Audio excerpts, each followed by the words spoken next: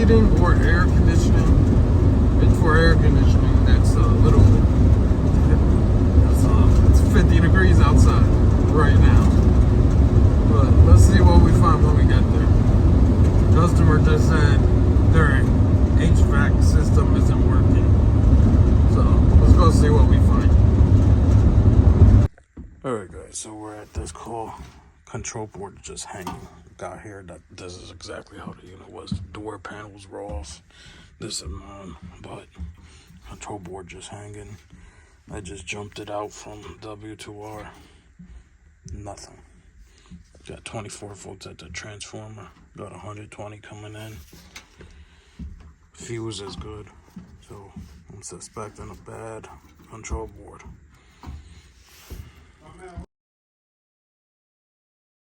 After that call, we're going to send them a quote. They found the control board to be faulty. It's receiving 120 volts from incoming hot power, and it's also receiving 24 volts